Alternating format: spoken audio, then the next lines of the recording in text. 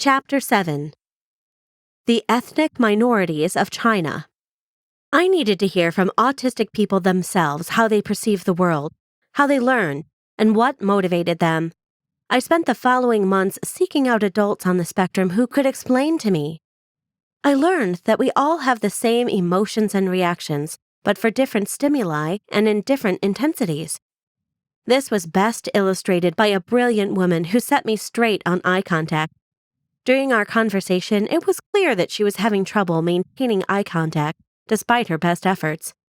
I just came out with it and told her that my son wouldn't look at us, and I needed to understand why.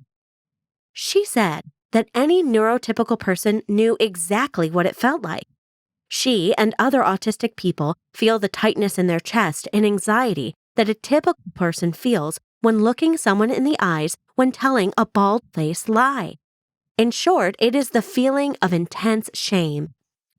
Shame is one of the most uncomfortable and downright terrible feelings in the world. I suddenly understood why my son avoided looking at us, and why, when he was being silly or in raucous play, he was distracted from this shame feeling, and then had no problem at all making eye contact. Constantly saying, "Look at me," every 10 minutes in therapy now seemed counterproductive, as we were calling attention to this yucky feeling. I realized that if we had any hope of improving eye contact, we had to be sneaky about it. We switched to guerilla therapy by handing him objects across the line of sight. Daddy played a game called Tickle Monster, where he would lay still until John came and looked him in the eyes, which would awaken Daddy Monster.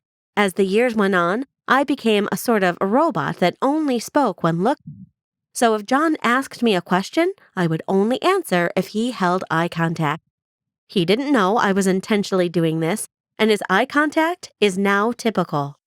Through these conversations with adults on the spectrum, I gained empathy and understanding, which became the foundation for what would become discrete video modeling, DVM, the Gemini method of video instruction.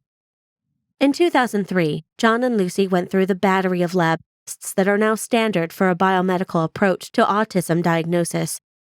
The results were almost bittersweet, as nearly all were negative.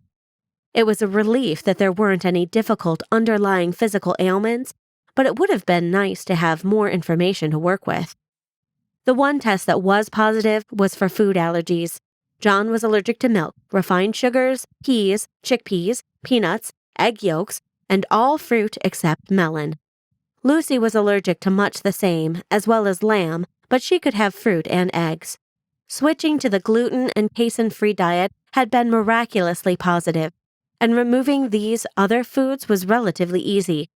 After these foods were removed, we did see additional benefits. Both children seemed more present. Lucy's irrational defiance just for defiance's sake subsided, and she started to make real strides in academics. John was much more present during therapy, which meant he remembered what he learned. By the time they were in kindergarten, Lucy was mainstreamed without any aid at all. John had a full-time aide until he was in the 3rd grade, when all supports were dropped. Both twins had caught up to peers and no longer qualified for special education services. We enrolled the whole family at a homeschooling co-op that allowed everyone to attend traditional school for 2 days a week. While having most of their education at home, and I do mean the whole family, as I even sat in with them in classes, homeschooling isn't for every family, nor for every child, I get that. My eldest 5 all happened to be self-motivated and sailed through their curriculum a lot faster than their peers in school. Nicholas and Matilda were taught together, just for convenience, and they both entered college early, Nicholas at 16 and Matilda at 14. A love of reading certainly contributed to academic success.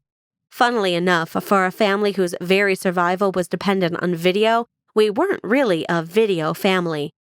We never had cable TV and rarely watched movies.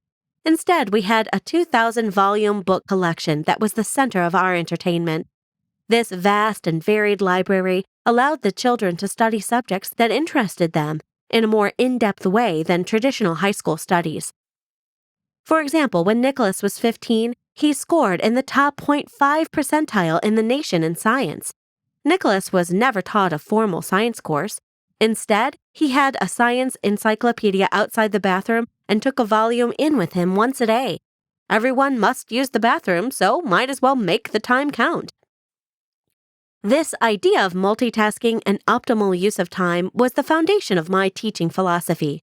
When we traveled, the kids watched the Sister Wendy art history program or animal documentaries. We played classical music in the home during the day. I purchased video lectures from universities that we watched while we cleaned.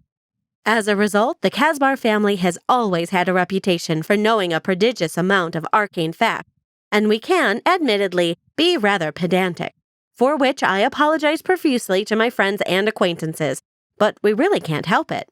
As far as academic decisions with the twins, teaching John and Lucy to read at 4 years old was one of the best decisions I made.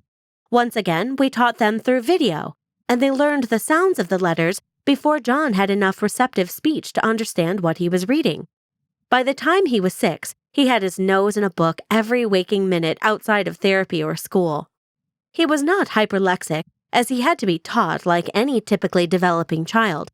He learned all his vocabulary from the videos we made, or books, and he learned it a lot faster than he would have from his environment. This is because he didn't really learn from his surroundings until he was 16 or 17 years old. The pull of his inner world was still quite strong, and it distracted him from paying attention in class. In books or video, however, he was a master student. We noticed that John started to take a real interest in geography. So for Christmas, when he was 8 years old, we got him a historical atlas. It taught all the countries in the world with their historical names and reasons why they had changed names or borders. This became a combination of a Bible and a security blanket for John. The book went everywhere with him. He could look at any outdated map and name the year it was made. He knew every river, every capital, every mountain range and sea. To be clear, John is not a savant. He must study just like everyone else. It was just that since we didn't have TV, books were our entertainment and his pastime. To this day, he can identify all the flags of the world and the capitals for even the most obscure countries. The juxtaposition of John's prognosis at diagnosis and where he ended up at 9 years of age couldn't have been more diametrically opposed. This was rather humorously illustrated when my husband asked all the children what they wanted him to bring back for them from a business trip to China. Nicholas had asked for a small terracotta soldier. Matilda and Lucy asked for unusual jewelry. Anthony wanted clothes. John yelled out, "Get me a book on the ethnic minorities of China." This was such an expected sort of request from John that no one even blinked except the tutor. The guy was laughing so hard we all stared at him. He could barely speak as he explained, "The funniest thing is not that a 9-year-old wants a book on the ethnic minorities of China, but that none of you even batted an eye."